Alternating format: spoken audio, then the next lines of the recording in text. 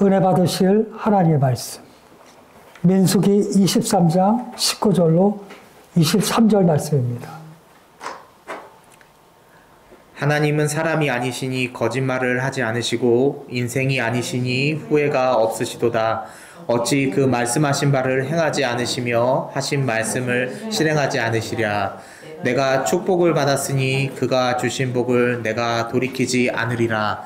야곱의 허물을 보지 아니하시며 이스라엘의 반역을 보지 아니하시는도다. 여호와 그들의 하나님이 그들과 함께 계시니 왕을 부르는 소리가 그 중에 있도다. 하나님이 그들을 애굽에서 인도하여 내셨으니 그의 힘이 들소와 같도다. 야곱을 해할 점술이 없고 이스라엘을 해할 복술이 없도다. 이때 야곱과 이스라엘에 대하여 논할진대 하나님께서 행하신 일이 어찌 그리 크냐 하리로다. 아멘.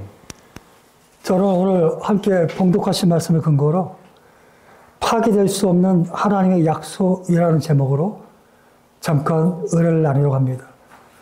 오늘 제목은 한신대 김희공 교수가 쓴 책 제목과 유사한데 제가 그 책 제목을 너무 좋아해서 그것을 차용해 왔어요. 한마디로 말하면 하나님이 선택한 백성 완전하지 않다는 말을 하는 거예요. 부족하고 연약하고 죄가 많지만 내가 선택한 내 백성은 결단코 버리지 않는다. 이게 핵심이에요.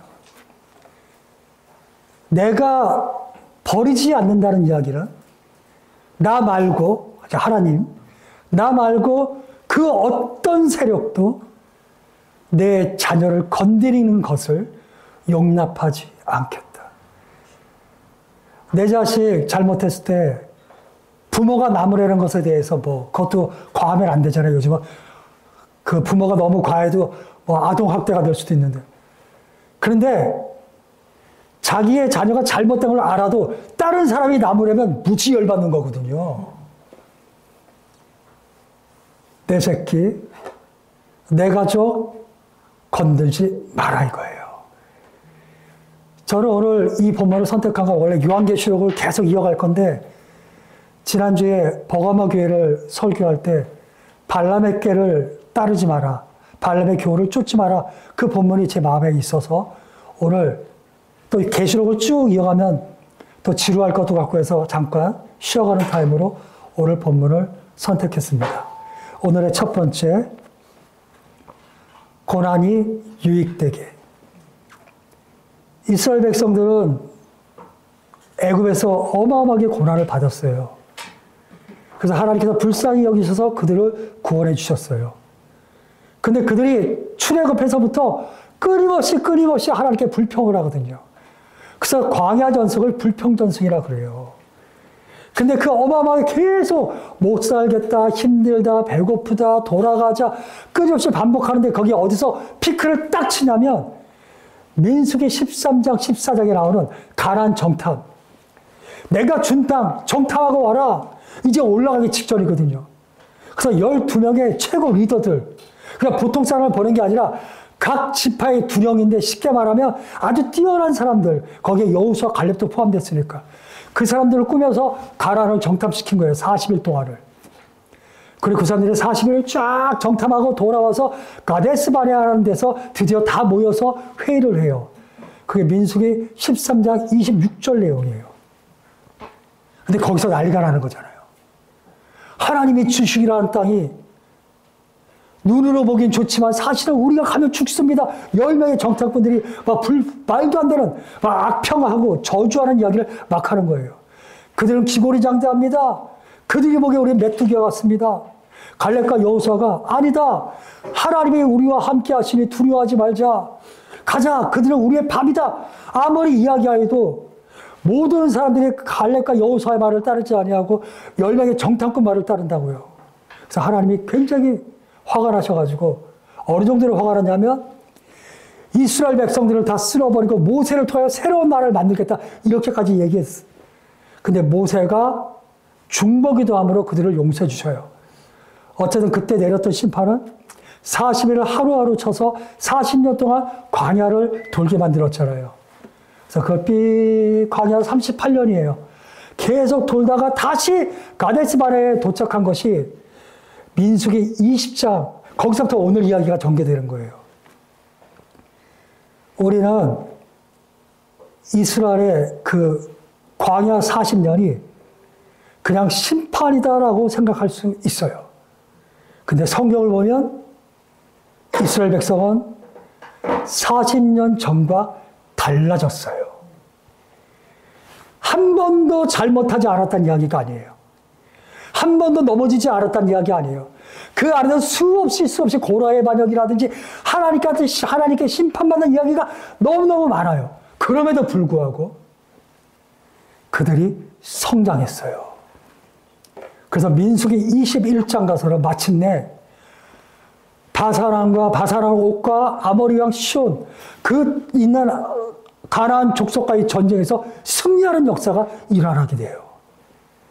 제가 오늘 드리고 싶은 말씀은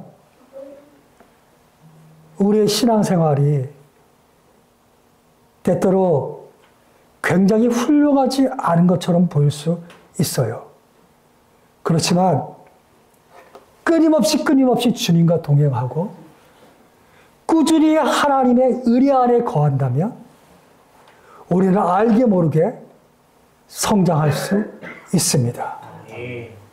헐나는 인내는 연단은 소망으로 이어진다는 사실을 알게 되기를 주의 이름으로 소원합니다. 김우진 선수 사진 한번 띄워주시겠어요? 이분이 2016년 류데자네이루, 2020년 도쿄, 2024년 파리 이 올림픽에서 양국으로 3연속 금메달, 특히 파리 올림픽에서는 개인 그리고 단체 혼합 여기서 3가랑 받아서 하여간 독보적으로 이번에 얼마 전에 국민대에서 졸업식에서 축사를 했다 그래요. 거기서 무슨 내용이 나왔냐면 자기가 2012년 올림픽에서 떨어진 적이 있었대요. 그때 얼마나 좌절하고 슬럼프가 왔는지 알 수 없대요. 많이 힘들었지만 그때 그 고통, 고난을 이겨낼 수 있었던 방법은 꾸준함은 절대로 배신하지 않는다는 믿음이 있었다는 거예요. 나는 요즘 신앙생활이 어려워. 더 열심히.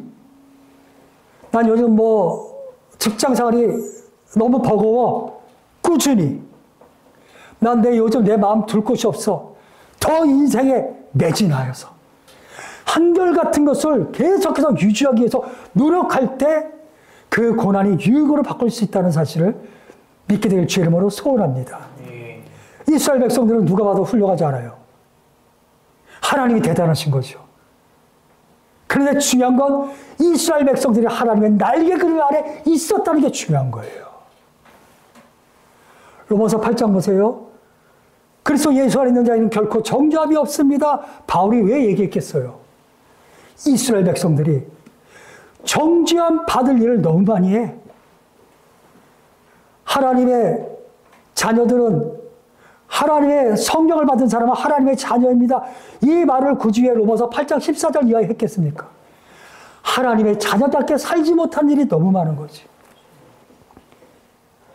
로마서 8장 28절 말씀 봉독합니다. 우리가 알거니와 하나님을 사랑하는 자 곧 그의 뜻대로 부르심을 입은 자들에게는 모든 것이 합력하여 선을 이루느니라. 아멘. 로마교회 성도들이 우리가 하나님을 믿는데 왜 이렇게 어려움이 많습니까? 그 질문에 대답해 준 거예요.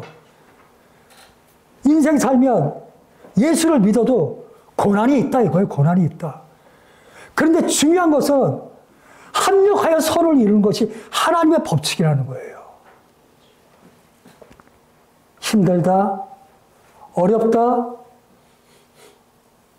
그것이 하나님이 나를 버렸다는 것과 같지 않아요.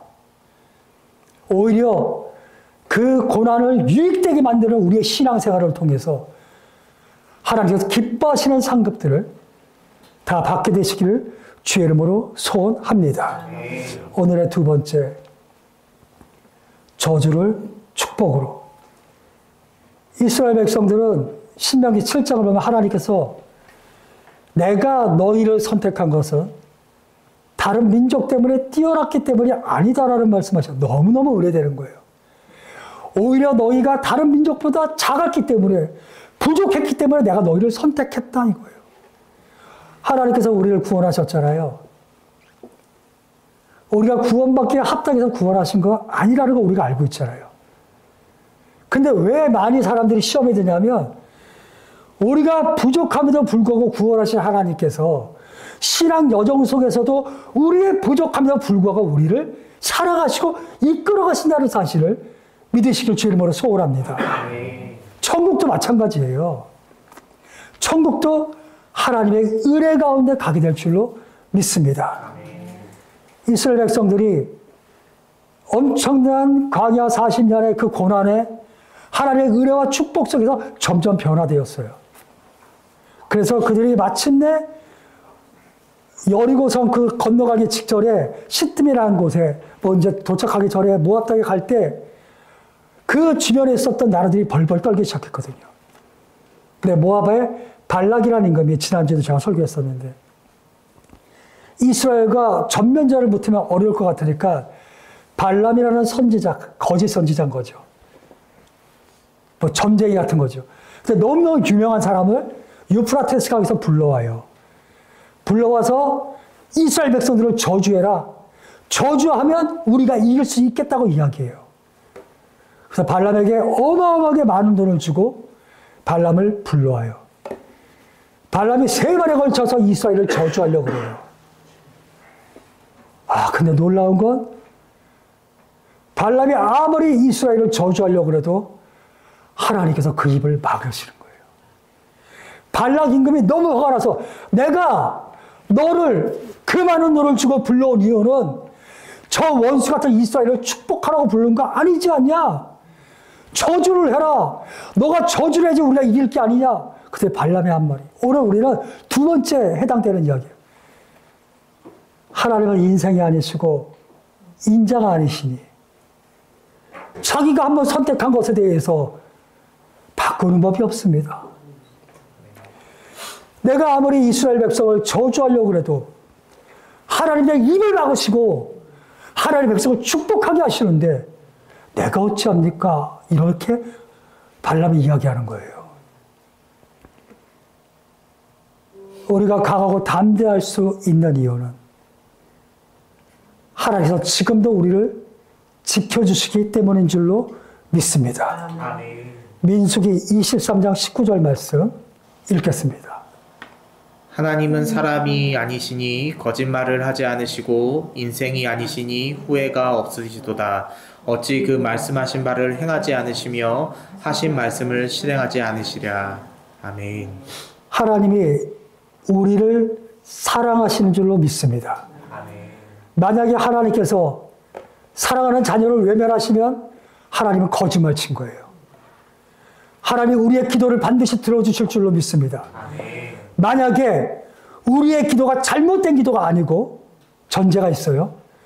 우리의 기도가 지금 그때가 아니라고 하는 것을 제외한다면 하나님은 반드시 우리의 기도를 들어주실 줄로 믿습니다.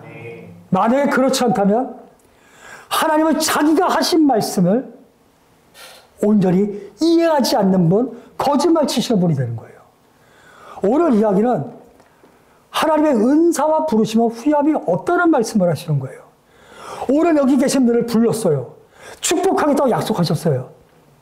그럼 반드시 축복받게 될 줄로 믿습니다. 아멘. 중요한 건 그때와 시기를 우리가 잘 모르는 게 문제인 거예요. 하나님의 방법과 우리의 방법이 다르고 하나님의 때와 우리의 때가 다른 이 간격을 믿음으로 이겨낼 수만 있다면 우리는 반드시 승리하게 될 줄로 믿습니다. 하나님은 우리가 어떠한 원수 마귀에게 넘어지는 것을 결단코 용납하지 아니하시고 반드시 우리를 승리하게 해 주실 줄로 믿습니다. 저는 인생을 살면서 때때로 우리 여기 어르신들도 있잖아요.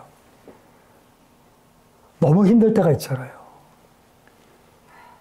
밤에 잠이 안 올 때.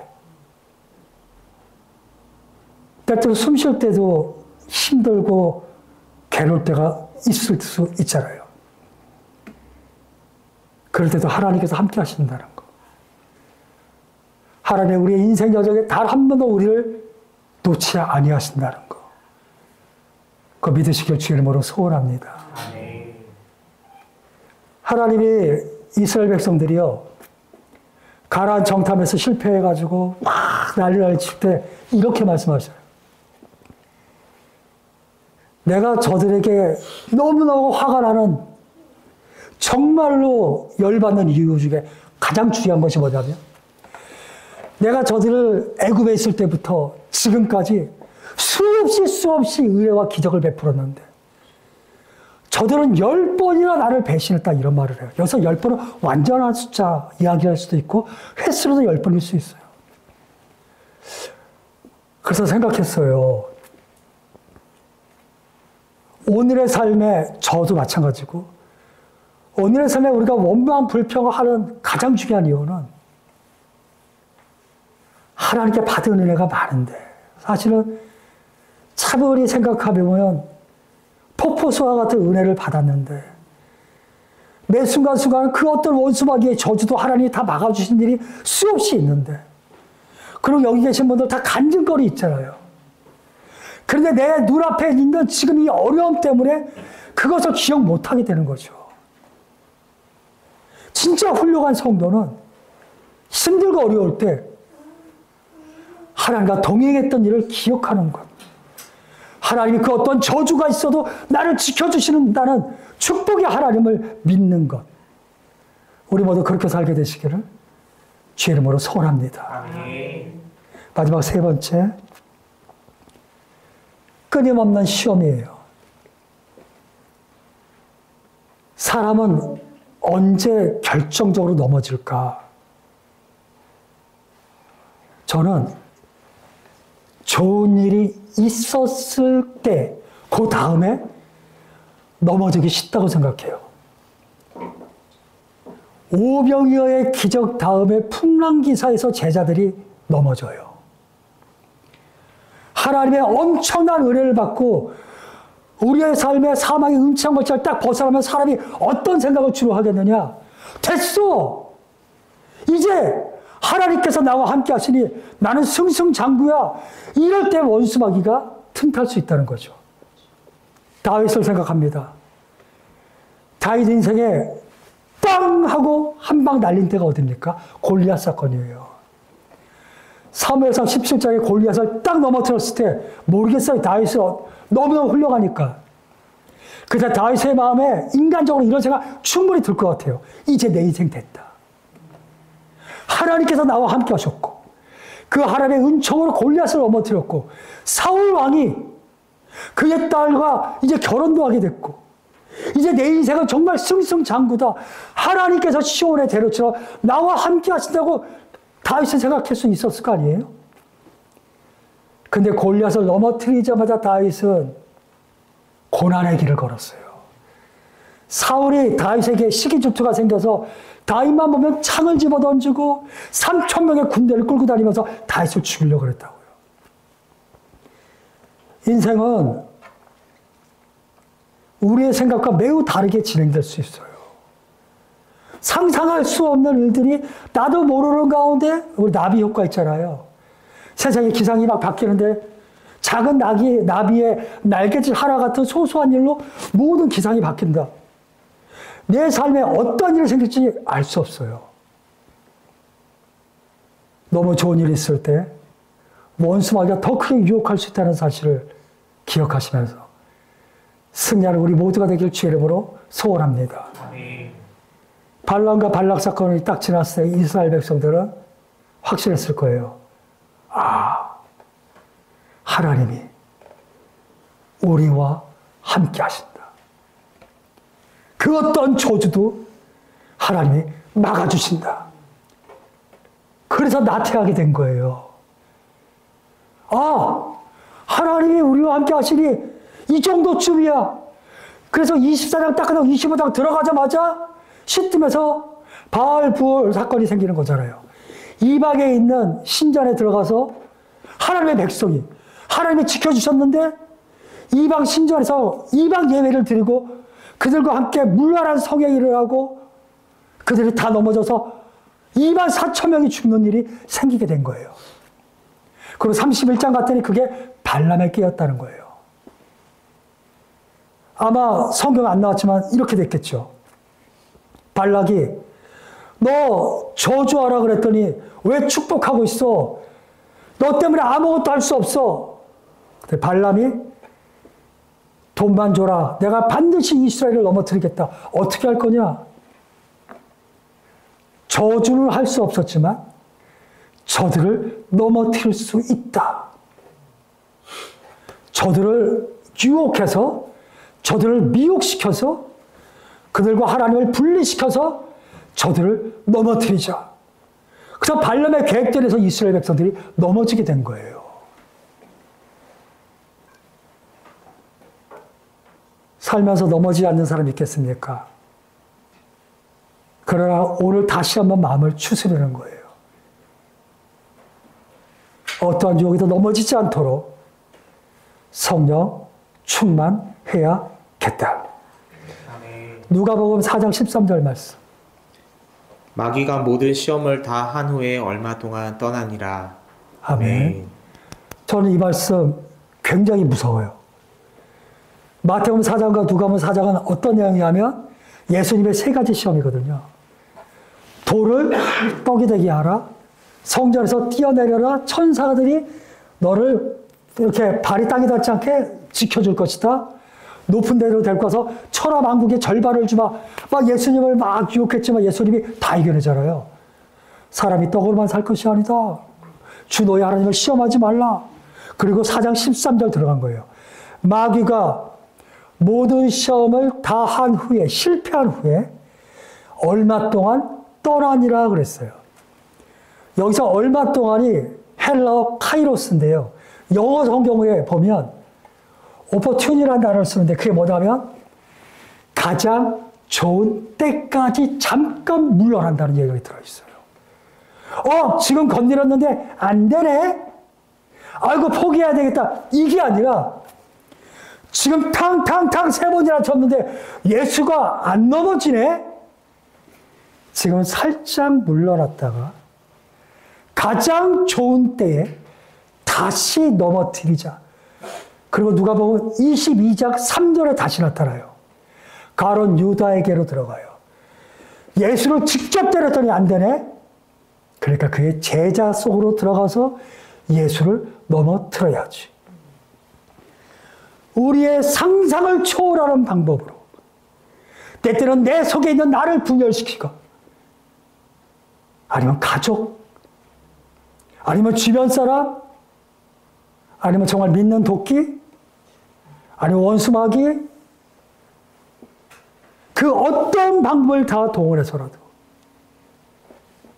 나를 우리를 유혹하고 넘어뜨릴 수 있기 위해서 최선을 다하는 게 원수마귀라는 거예요. 하나님이 우리를 끝까지 사랑하시는 줄로 믿습니다. 아멘. 원수마귀도 우리를 절대 놓지 않아요. 베드로전서 5장 8절 말씀 보면 이렇게 씁니다.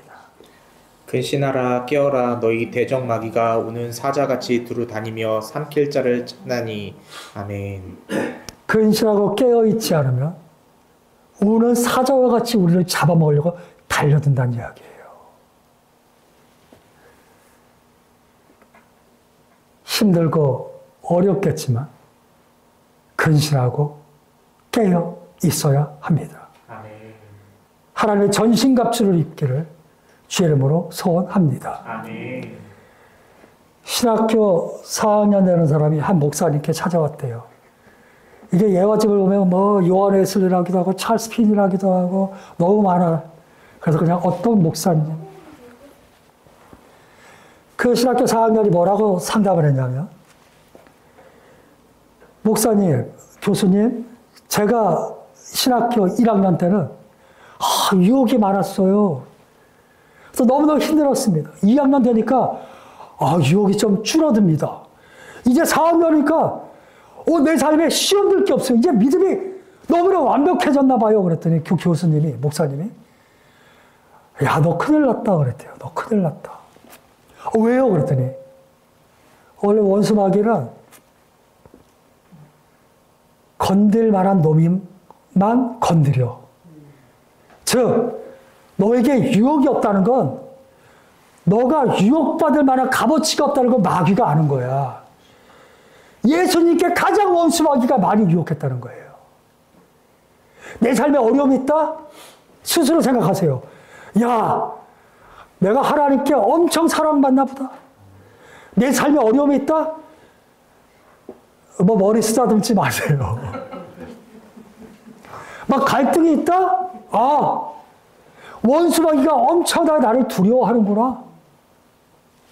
근신하고 깨어있으면 반드시 이기게 될 줄로 믿습니다. 아멘. 무엇이 되었으면 좋겠다. 뭐였으면 좋겠다. 이게 중요한 게 아니라 그 일을 이루기 위해서 오늘의 삶에 최선을 다하면서 싸우나가는 우리 모두가 되길 주의 이름으로 소원합니다. 아멘. 어제 제가 제 아들에게 그냥 농담이었지만 너가 의대생이었으면 좋겠다 그랬어요. 그랬더니 왜요? 그러길래 너가 나중에 의사 되면 평생 너한테 얻어먹으려고 그랬어요. 그랬더니 우리 애가 저한테 웃으면서 이거 100% 진짜입니다. 저는 아빠가 의사였으면 좋겠어요. 그래서 내가 아이고 여기까지 하자 그래서 여기까지 하자. 그냥 신학생과 목사로 살아야지 뭐 어떻게 하겠냐 그랬어요. 무엇이 어쩌고 저쩌고 이게 중요한 게 아니라 오늘 내 삶에 주어진 것을 최선을 다하는 꾸준함, 우리를 배신하지 않는 한결같음을 가지고 최선 다해서 승리하는 우리 모두가 되기를 주의 이름으로 소원합니다. 아멘. 오늘 매우 추운 날이잖아요. 하나님 살아계시니까 오늘 이 자리에 모여서 예배드리잖아요. 또 하나님만 생각한 거 아니잖아요. 우리 모두를 생각하고 교회를 생각하고 또 주의 종을 생각하고 서로서로를 배려해서 이 자리에 모여 있잖아요. 성도의 교제가 매우 중요한 이유는 원수 마귀의 유혹을 이겨내는데 아주 큰 힘이 돼요. 그러니까 부디 긍정적인 믿음, 좋은 성도, 하나님의 강한 역사를 경험할 수 있는 그런 우리 모두의 아름다운 교제가 일어나기를 주의 이름으로 소원합니다.